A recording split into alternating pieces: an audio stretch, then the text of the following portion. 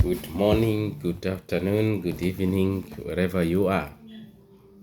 I hope you are having lovely evening, lovely morning, and and lovely midday. Because this is a global family, we are in a different time zone. This is Brother Tiberius Samuel. So this morning, I would like to share something to do with USAID. It is a recent development in humanitarian world.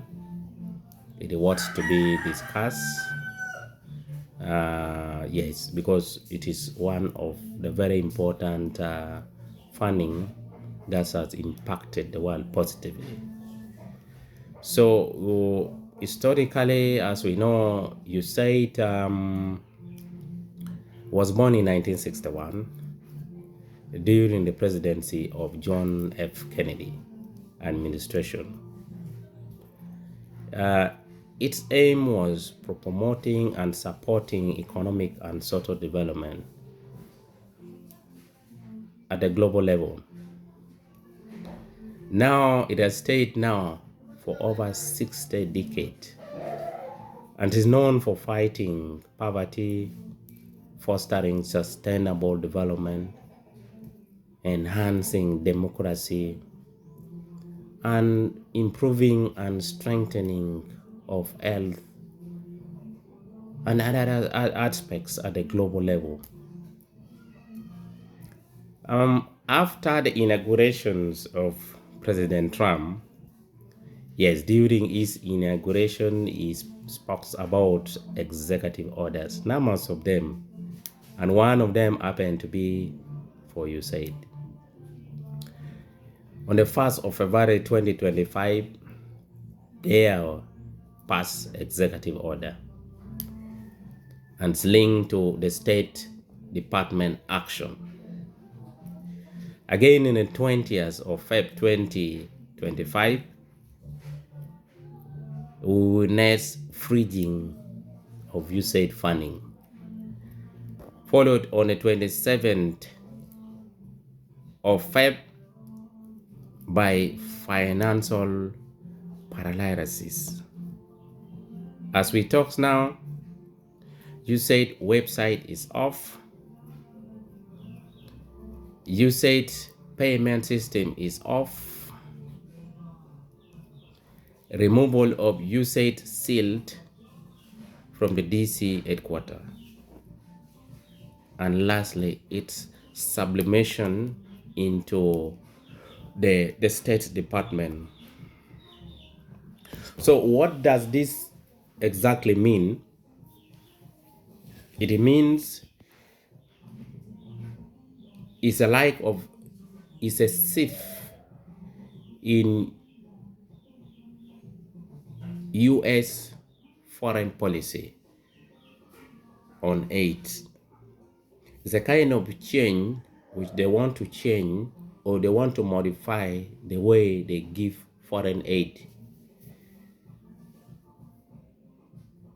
90 days is given. We don't know what will come after the modification, or if it's going to be scrapped up completely.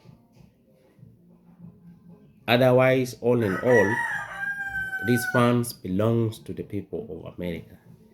It is their tax money. They deserve the right to remove it if they want, because you don't have the right to say no, because it is a aid.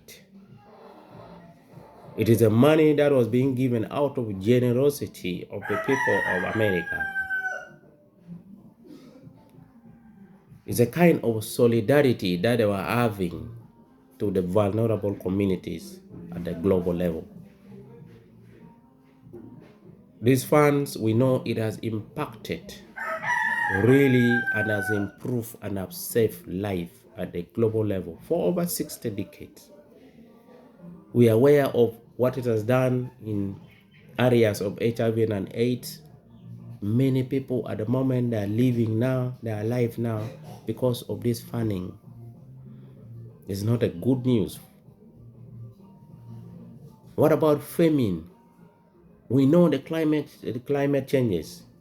Climate itself is really threatening us. Other areas does not receive rain even for 3 months. Crop like cereal that takes 3 months. You'll find sometime some areas does not receive rain. Talks of area like say Somalia, just for example, is somehow arid. So some of this funding, there are some community that have constant conflict and does not have time to grow crops or to settle and grow crops. So this funding was used for financing food. Though in one of their clauses they say things like food they may continue to fund. Yes, we are still to hear more about that because every day news is still coming. Every day news is still coming. But we know one of the area where they were really working on it is famine. I've already mentioned HIV and AIDS, women empowerment, democracy. What about health? How are our facilities, our hospital going to survive without this aid? And this calls for the entire globe or countries where these fundings are going. Let us readjust our budgets. In a circumstances where they will not bring back this funding, let's do something for our people because we cannot see our people dying in the facilities. Meanwhile, we're also generating some little money from our borders and the rest of it from income generating country activities within the country. Because priorities, adjustment, budget alignment have to take place to close this gap, more especially in health. Anything to do with health is very important. So what does now this mean to us? It has created a kind of crisis to us because in a situation whereby we did not prepare or people did not prepare, something sudden happen, crisis come in. Crisis come in. Sudden happening creates crisis.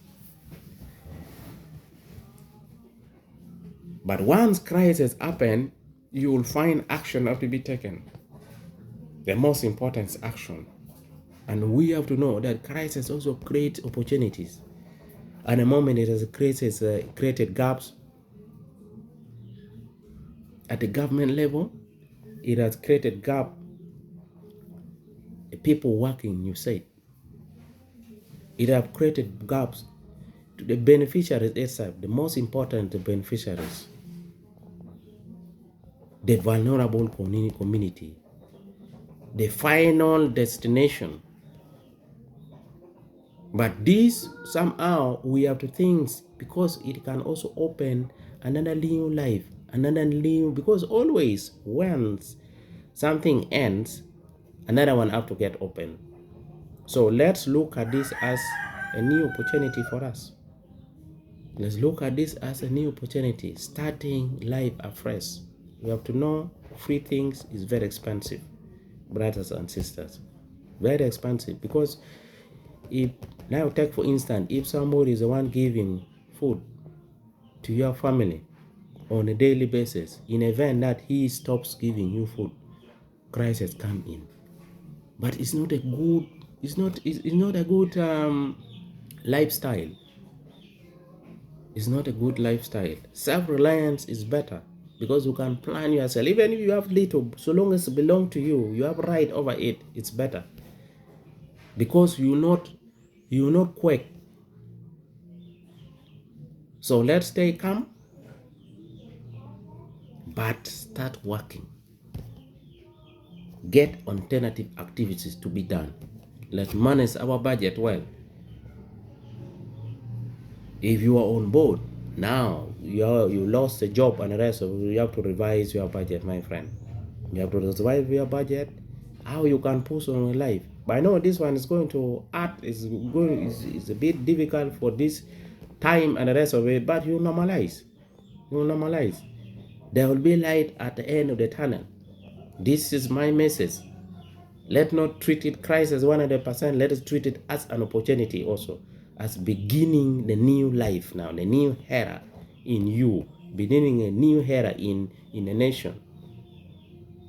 It is good for the nation, but somehow it is good if it is injected in economic activity that brings cash flow. You mean what I say? That brings in, that generates money. It's good. Because some of these aid are also paid for indirectly. I don't want to go into that discussion. There's no free things. Aid is given and is followed with a policy, stringent policy behind it. It's a different topics altogether. But I'm passing a message that now this one has happened. Let us get alternative activity to bridge the gap, and life have to continue. Otherwise, thank you so much for your time. Thank you for listening to me. This is a piece that they prepared. May God bless you wherever you are. Life have to push on. Thank you so much.